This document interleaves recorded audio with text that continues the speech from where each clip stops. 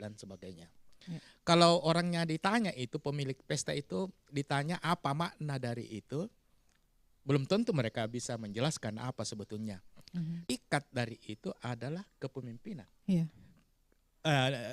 Nilai esensial dari seorang manusia ada di apakah sulapa, ada di dalam sulapa pai. Apakah sulapa atau sulapa apa dalam bahasa Bugis ya, Prof ya? Itu simbolnya seperti apa, Prof? Ini kayaknya ada Prof pegang ini. Seperti ini, simbolnya seperti ini. Ini yang saya katakan tadi, pada setiap ritual adat atau perkawinan atau sunatan atau ritual apapun juga, ini selalu hadir. Itulah yang dalam bentuk wala suji ya. Wala suji itu masyarakat mengenalnya sebagai apa ya? Anyaman bambu. Iya. Anyaman bambu yang kita lihat ini yang seperti ini bentuknya. Di dalamnya ini kalau kita teliti di tengah-tengah ini itu adalah huruf sah, huruf aksara lontara sah. Ya. Kenapa sah? Ialah sah itu hukum yang tertinggi bagi orang Makassar, bagi orang Bugis adalah siri. Siri itu dari akar kata dari huruf sah itu. Kenapa? Kalau orang Bugis, orang Makassar tidak punya siri, maka sebetulnya itu setara dengan binatang. Jadi ini harkat dan martabat seorang Bugis, seorang Makassar itu ada di dalam anyaman bambu ini. Itu juga menjadi pola kepemimpinan. Pola kepemimpinan, kenapa? Apakah sulapa? Ini kalau kita lihat gambar ini ada 4 segi sama sisi. Iya. Apa isinya itu? Isinya adalah keberanian. Itu harus dimiliki. Seorang pemimpin harus berani. Iya. Kejujuran. Pemimpin itu harus jujur. Kecerdasan. Ya. Apalagi?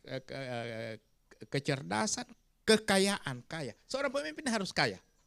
Ini yang terakhir ini saya mau kasih contoh. Walaupun ini sebetulnya ini tidak ada yang nomor satu apa. Ini sesuatu yang kumulatif. Artinya 4 unsur ini harus dimiliki secara bersama-sama. Tetapi tergantung dari zaman. Kalau zaman dulu yang pertama itu kan keberanian. Pada waktu penjajahan Belanda itu yang utama itu adalah keberanian. Tetapi harus ditopang dengan kecerdasan, harus ditopang dengan kejujuran, dan harus ditopang dengan perasaan kaya ya, kekayaan. Jadi kekayaan di sini bukan kekayaan materi tapi bukan kekayaan materi saja ya. Bukan hanya kekayaan materi. Bukan hanya kekayaan materi, tetapi saya kasih contoh misalnya.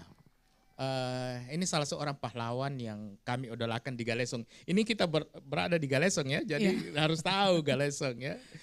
Ini ada Karang Galesong itu kaya dia. Ini kalau kita zaman dulu apa kekayaan yang ada di Galesong. Tetapi bagaimana mungkin mampu untuk mengerahkan ribuan pasukan ke Pulau Jawa untuk melanjutkan perjuangan. Kalau tidak kaya, itu harus punya ransum ya. Ini membiayai air minum saja berapa banyak ya. Beras, garam, ikan dan sebagainya itu untuk dia harus kaya. Kenapa dia bisa kaya? Karena dia terpercaya. Kenapa terpercaya? Karena dia jujur. Jadi suatu akumulasi dari 4 sifat itu yang dimiliki itu sehingga ini selalu saya katakan istilahkan bahwa ini 4 unsur ini adalah unsur yang suci semua. Cerdas itu unsur suci, berani itu suci, kaya itu suci. Yang 4 itu ya. Dan ini hanya bergaul kalau keempat-empatnya ada. Tidak bisa orang cerdas kalau tidak jujur. Tidak bisa kaya kalau tidak jujur.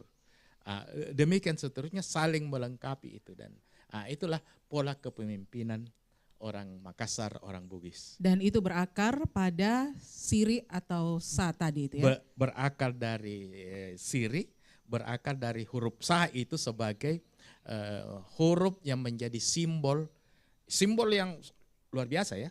Bukan hanya siri ya, tapi sipakatau, sipakalabiri, sipakainga, unsur-unsur yang bagus itu ada di dalam huruf Sa ini. Oke. Jadi tidak mengherankan kalau simbol ini diimplementasikan pada Wala Suci tadi dan hampir setiap acara budaya, acara pernikahan, sunatan dan seterusnya itu ada itu selalu Prof ya? Selalu harus ada. Katakanlah misalnya sunatan. Di sunat itu kan seperti bagian dari ritual untuk mencapai umur kedewasaan. Iya. Mestinya itu kan selalu ditanamkan untuk orang menjadi dewasa itu harus memiliki 4 unsur yang ada di dalam kepemimpinan. Perkawinan seperti itu, membina keluarga itu, memulai dari keluarga yang bagus itu mestinya dibekali dengan 4 unsur yang ada di dalam Appaka Sulapa. Jadi itu hakikatnya ya.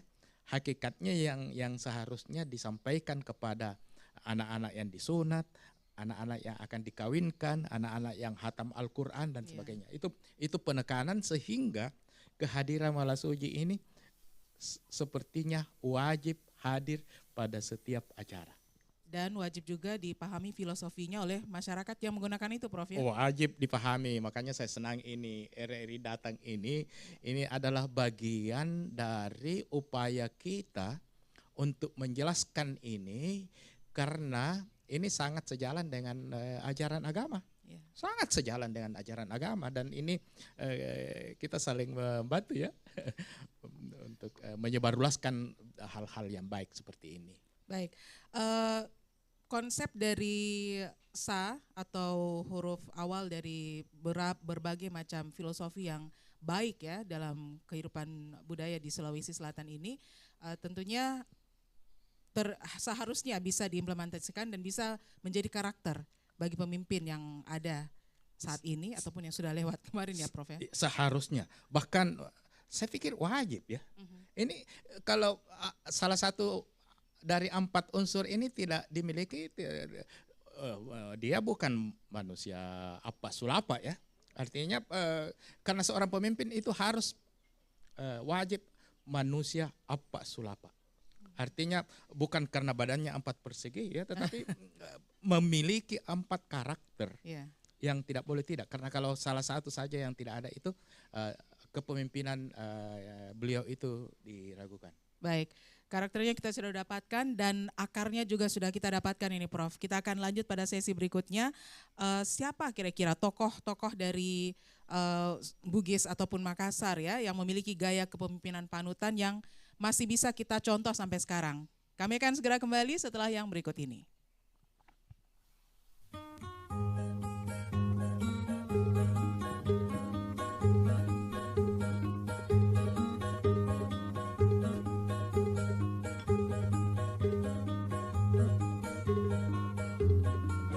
Baturate mak ribulang, mak rencong rencong, mak rencong rencong, mak kutaan di bintoing, apakah nanayat benang baule, ilong koja,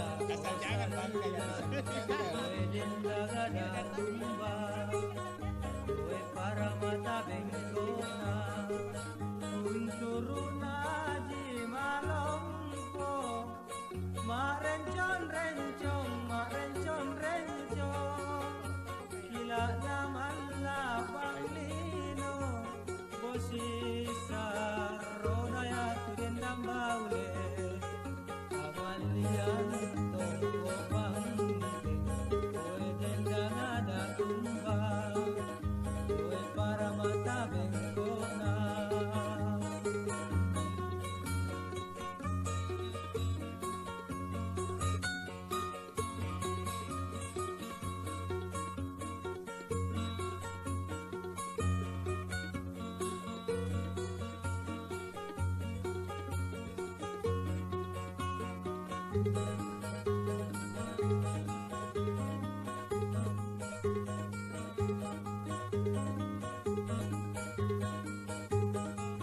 Baturate mak ribulang, mak rencon rencon,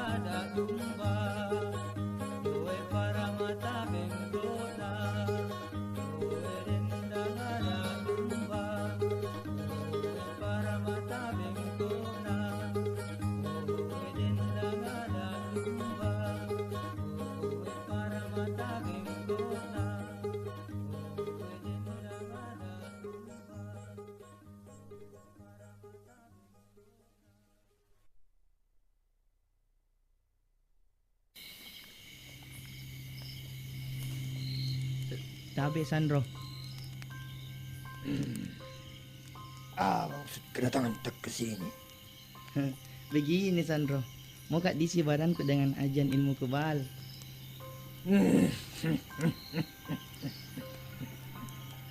Ilmu kebal? Mau ku apa dengan ilmu kebal?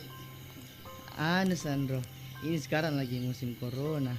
Mau kak pakai ki supaya terhindar kak dari virus. Bagaimana? Bisa gitu? Berapa kira-kira maharnya? Tunggu. Cincin bancana ku bancana. Tanah sai pangisian aku malam-malam dah. Ambil ini. Apa ini Sandro? Sudah ambil saja. Loh, masker, hand sanitizer. Apa maksudnya ini Sandro? Mana ilmu kebalnya? Kau kebal. Bukan di sini tempatnya lah kutu. Sana, vaksin. Nusantara Pagi masih bersama Anda.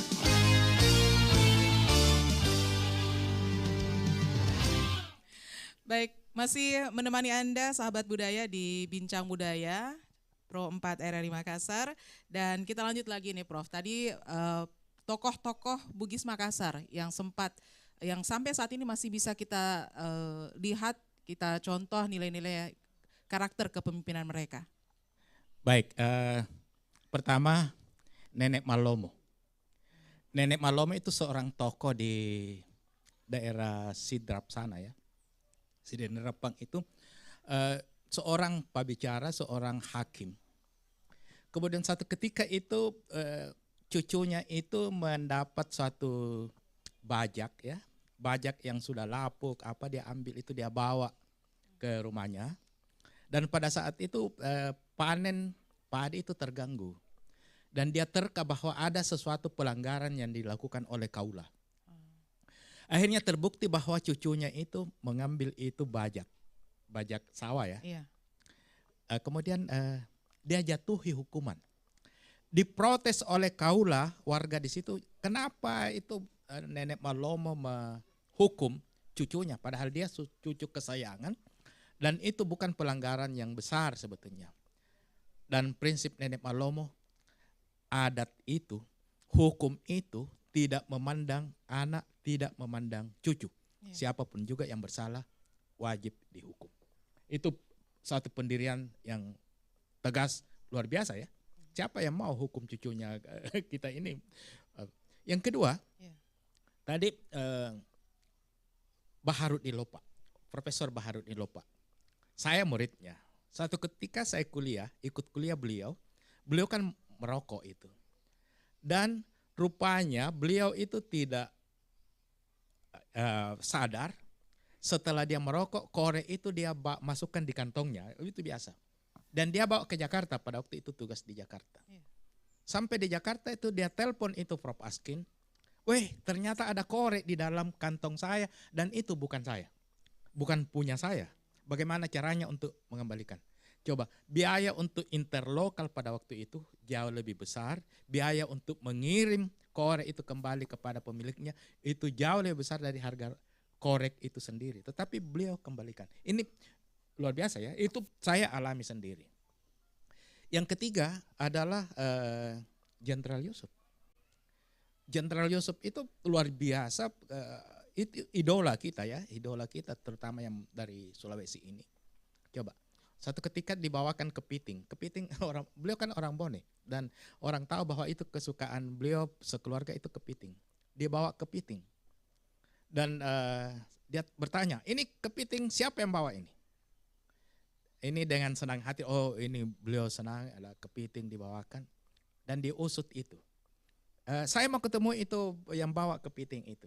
Harapannya ini yang bawa kepiting ini akan diberi penghargaan karena membawakan hadiah kepiting. Dan di situ dia caci itu ya, dia maki itu yang bawa kepiting. Kamu mau sogo apa? Itu semua yang patut kita tiru. Dan yang keempat ini karena kebetulan kita ini ada di Galesong ya. Iya. Tentu saja yang menjadi idola kita adalah Kareng Galesong. Namanya Imanin Rory dan Tojeng Kareng Galesong. Itu Kareng Galesong yang keempat. Dia itu tidak setuju dengan perjanjian Bungaya. Dia bilang itu omong kosong, itu menganjaya dan saya akan melanjutkan perjuangan ke tanah Jawa karena untuk melanjutkan. Jadi pada waktu itu dia kan anak dari Sombaya, anak dari Sultan Hasanuddin. Dia minta izin, yang mulia saya tidak setuju dengan perjanjian Bungaya dan saya akan melanjutkan perjuangan. Begitu selesai pamit itu turun dari tangga ditanya. Dan yang bertanya itu ternyata mata-mata Belanda. Mau kemana kamu, Pasok? Lake komai. Dan dia katakan, saya mau melanjutkan perjuangan melalui Marege. Saya mau galang di sana orang-orang untuk melakukan pemberontakan. Ternyata mata-mata ini langsung melapor kepada Spelman, Gubernur Jenderal pada waktu itu. Dan Spelman perintahkan tutup jalan ke Marege. Karena ini Imanindori ini Kareng Galesong akan menggalang kekuatan dari sana. Apa yang terjadi? Setelah ditutup jalanan ke Marege, ini Kareng Galesong ini keluar pergi ke Pulau Jawa lewat jalan lain yang tidak ditutup. Karena kosong jalan lain. Itu kayak jalan tol ini. Dan dari situ dia katakan bahwa ternyata saya lebih pintar, seandainya bisa bicara, ternyata Kareng Galesong itu lebih pintar dari orang Belanda. Dan di situ dia katakan bahwa dia itu berani, ya, berani tetapi disertai dengan kecerdasan. Dia cerdas dia akali itu mata Belanda, dia akali Belanda sehingga langsung ini. Kemudian wafat di Malang, Jawa Timur, di Desa Ngantang. Di kuburannya 4 persegi, persis ini kuburannya itu. Biasanya kan kuburan lain itu memanjang kayak meja ini, memanjang kayak ini. Ini 4 persegi seperti ini. Dan anak saya yang sekolah di Malang pada waktu itu bertanya, kenapa seperti itu kuburannya? Dan saya katakan, inilah Burakne Appa Kasulapa. Inilah laki-laki yang 4 persegi. Dan itulah sebabnya maka saya berusaha untuk mengkaji itu sebetulnya apa itu Appa Kasulapa. Saya bertanya, saya membaca buku dan saya buatlah ini pin. Ini saya buat logo ini, logo dari Yayasan Aminuddin Saleh ini, Appa Sulapa ini. Ini saya dijadikan. Saya khawatir kalau saya tidak cepat untuk menjadikan haki ini, mungkin bangsa tetangga akan ambil sebagai hak kekayaan intelektualnya. Jadi saya cepat-cepat saya harus bikin ini seperti itu. Itu 4 idola. Tentu banyak idola yang lain yang dari Sulawesi Selatan ini yang mestinya menjadi panutan buat kita ya, karena sudah jarang yang punya integritas seperti itu. Oke. Kalau sekarang diistilahkan integritas, tapi kalau dulu mungkin diistilahkan dengan siri yang berakar dari huruf sa tadi ya, Prof ya? Iya, persis. Oke. Prof, kalau dilihat-lihat ini seperti cerita tadi ya, bagaimana Kareng Galesong itu memilih untuk keluar dari Makassar, tidak melakukan pemberontakan dalam ini sedikit saja nih Prof. Apakah ini juga contoh bagi mereka yang mungkin nantinya akan berada pada ya taruhlah pemilu raya untuk level pedesaan ya, atau pemilu 2024 nanti harus ada keikhlasan gitu Prof. Kalau memang tidak bisa menjadi pemimpin di situ, mungkin bisa bergeser ke tempat lain atau tanpa melakukan hal-hal yang dalam tanda petik membahayakan sekitar. Betul. Jadi jangan dijadikan, ini saya ingat pesan bapak saya, Karesale, empoang kami namala biri yamintu nempoya. Kedudukan yang termulia itu yang diduduki. Jadi tidak harus bahwa kita mau menjadi kepala desa, mau menjadi bupati, mau menjadi gubernur, dan seperti itulah yang tujuan akhir. Sebetulnya masih banyak jabatan ataupun kedudukan yang mestinya bisa diamalkan untuk kepentingan untuk mau mengabdi ya. Bukan salah satunya itu, sehingga jangan sampai terjadi bahwa sudah all out di situ, sudah mengorbankan segala-galanya, harta dan sebagainya untuk kedudukan yang seperti ini. Karengalesong itu meninggalkan zona nyaman. Dia itu anak somba ya. Kenikmatan apa yang dia tidak miliki? Ya, dia Karaeng ya, Karaeng di Galesong, tapi dia pergi untuk melanjutkan, untuk menegakkan keadilan, menegakkan kebenaran. Jadi itu mestinya jadi pola ya, jadi kita harus ikuti seperti itu. Dengar-dengar ini Prof sempat membuat fakta integritas ya untuk pemilu raya ini di level di Galesong level kecil ini Iya. kan kampung ini. Saya ini kepala kampung di sini. Jadi waktu pemilihan kepala desa di sini, kami kumpulkan itu. Saya kumpulkan anak-anak ibu, kumpulkan sini. Ayo kumpul di sini semua. Dan bersama-sama dengan Pak Sekda Takalar pada waktu itu, Pak Hasbi Bantang itu, kita buat itu. Mereka bikin fakta integritas di sini. Siap menang, ikhlas kalah. Karena saya khawatir jangan sampai memperebutkan kepala desa ini setelah selesai itu mereka tidak baku ngomong lah atau macam-macam yang bisa terjadi. Saya katakan kita buat fakta, semua bicara. Semua calon, ada 7 calon pada waktu itu. Semua bicara bahwa siap menang, ikhlas kalah. Dan saya rekam melalui podcast. Dan kalau dia macam-macam itu kan ada buktinya. Ada jejak digital. Ada Prof, ya? jejak Iya. digitalnya bahwa jangan. Dan alhamdulillah sekarang aman-aman Oke. saja. Prof, berat nggak untuk mensosialisasikan filosofi dari apakah sulapa ini? Dan mungkin nanti dijelaskan karena dalam logo ini, dalam pin ini ada tiga irisan Ya, bambu ya. iya. Dan kemudian selain itu sanya itu siri ya.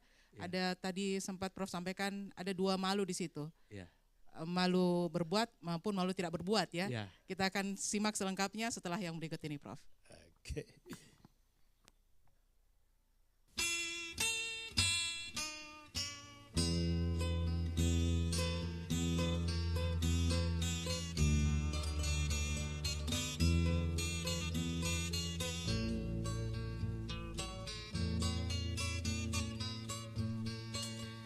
Mangko mamo mabella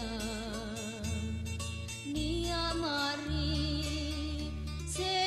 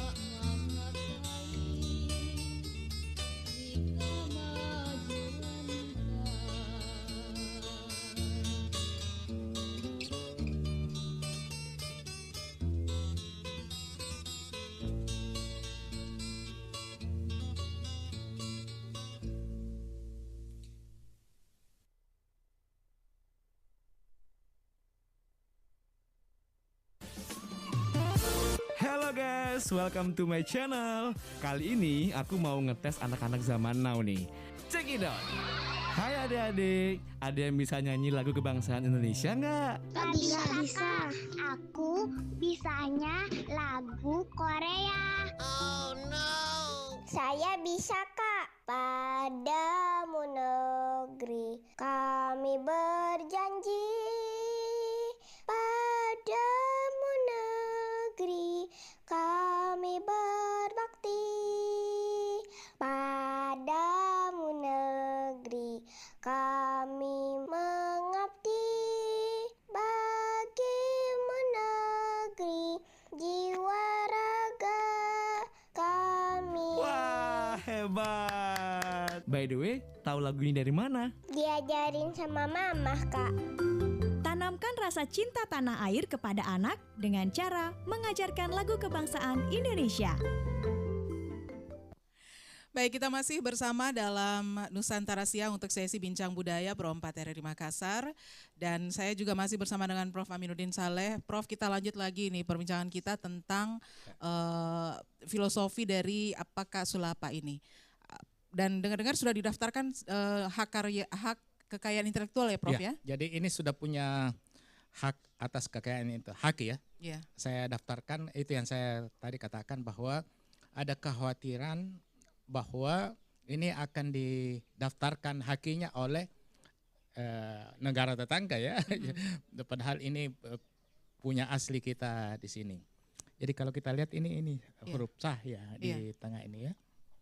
Nah, kemudian itu ada anyaman bambu 3, 1, 2, 3 ini itu juga punya makna bahwa di dalam menegakkan harkat dan martabat manusia, di dalam menegakkan siri itu kita tentu selalu harus berupaya ya, berupaya kemudian bekerja dan yang terakhir itu bertawakal ya.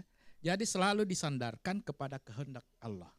Jadi usaha-usaha yang kita lakukan itu usaha keras, bekerja keras, sambil itu pada akhirnya kita serahkan semua keputusan itu ada pada Allah Subhanahu wa taala. Iya. Ini juga diimplementasikan di lokasi Bala Barakaka ini ya, Prof ya? Insya Allah. Berdampingan antara Bala dengan masjid. Dengan jadi masjid. di sini ini sengaja kami buat ini. Jadi ada kearifan lokal, ukiran-ukiran pesan leluhur. Kemudian itu ada masjid di sampingnya, itu selalu ada keseimbangan. Jadi dalam memperbaiki bangsa ini menurut pendapat kami sekeluarga ya, bahwa untuk menuju keadaan yang lebih baik dari bangsa ini harus bekerja yang baik, bekerja secara harmonis antara pemuka adat bersama-sama dengan pemuka agama. Jadi kalau ada seperti sunatan massal kemarin itu, karena di tempat ini kurang steril. Kami khawatir di halaman ini kurang steril, kemudian di atas rumah itu kurang praktis karena ini anak-anak habis disunat mestinya jalan padahal harus lewat tangga. Jadi kami putuskan di masjid. Kami konsultasi dulu dengan ustaz. Ustaz, apakah sunatan ini boleh dilakukan di masjid? Dan ustaz katakan boleh dilakukan, tetapi ada adabnya ya untuk masuk masjid itu.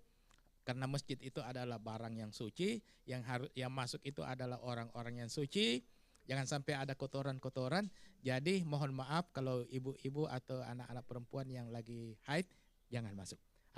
Selalu seperti itu. Jadi di Barakaka ini ada Masjid Al-Amin ini selalu kami tanamkan keseimbangan antara adat dan ajaran agama. Jadi selalu kami harmoniskan itu. Diharmoniskan bukan dipertentangkan karena tidak dipertentangkan. Antara budaya dan agama itu berjalan beriringan, Prof ya. Beriringan, jangan sampai dipertentangkan. Tidak boleh karena adat itu sebetulnya itu saya sudah berguru juga dengan para ustaz, para guru besar agama ya, dan dia katakan adat, budaya dan agama itu sejalan. Baik. Filosofi dari apakah sulapa ini, Prof? Kalau kita anak-anak zaman ketika saya masih SMA dulu, Prof ya. Kalau tanya, kenapa ada begini di ini? Apa kalau orang kawin itu ada apa namanya? Baruga-baruga gitu, Prof? Iya, memang itu harus ada gitu. diharapkan nantinya bukan jawaban itu lagi yang diberikan Bukan ya. jawaban itu lagi. Tapi sudah tahu filosofinya Sudah nih. tahu filosofinya. Ini kewajiban dari kita ya, termasuk RRI ya. Iya. Kewajiban dari kita untuk menyebarluaskan ini kepada anak cucu kita. Jangan sampai terjadi bahwa itu hanya sebagai aksesori. Kalau ada perkawinan, ada ritual, ada apa, itu hanya aksesori saja. Padahal itu syarat makna filosofis. Syarat makna filosofis, karena kalau anak-anak yang meningkat remaja atau pemuda yang kawin, menikah, itu kan mestinya dia dalami itu. Jadi tidak sembarang bahwa dia di tahap perkembangan itu mestinya dia lalui dengan suatu. Itulah kehebatan orang-orang tua dulu, selalu mendudukkan kita pada saat tahapan-tahapan itu, seperti misalnya pada saat kawin itu, mata-mata korontigi. Itu orang tua itu menasihati sebetulnya apa makna dari perkawinan, bekal apa yang harus dibawa, apakah kamu sudah pernah mengitari dapur 7 kali seperti itu. Dia jawab gampang, oh sudah gampang itu 7 kali, padahal ada makna filosofis dari situ. Itu ajaran-ajaran seperti itu, dan saya harap silahkan saja kalau misalnya ada yang mau rekam ini, mau buat itu dan itu dirasakan ada manfaatnya, silahkan dibagi, di-share kepada siapapun juga, karena kita berkepentingan bahwa Indonesia ke depan ini jauh lebih baik. Baik, Prof, satu hal lagi yang menarik ini dari filosofi Apakah Sulapa ini, sudah Prof menguasai filosofinya, kemudian sudah didaftarkan pada hak kekayaan intelektual. Apakah di kemudian hari ini akan dimasukkan juga pada kurikulum pendidikan di sekolah dasar 9 tahun, lanjut ke menengah, dan juga menjadi mungkin salah satu mata kuliah dasar umum, Prof, ya, kalau sudah masuk di perguruan tinggi? Harapannya bisa seperti itu, sehingga idealnya nanti itu bahwa anak-anak yang tamat, apakah itu SD 9 tahun atau SMP atau sarjana, itu sudah menguasai maknanya sekaligus implementasi dalam kehidupannya ya. Jadi tidak bagus juga kalau hanya menguasai filosofinya saja tetapi tidak terimplementasikan. Jadi mestinya dia terapkan ini, karena terus terang ada beberapa oknum yang saya kasih contoh tadi bahwa seorang pemimpin itu harus kaya. Sebetulnya kaya, pertanyaannya tadi kan kaya materi dan kaya spiritual. Ada kan banyak pemimpin ini yang sudah banyak uangnya, sudah banyak rumahnya, sudah banyak sawahnya, sudah banyak macam-macam banyak. Banyak istrinya. Tetapi dia tidak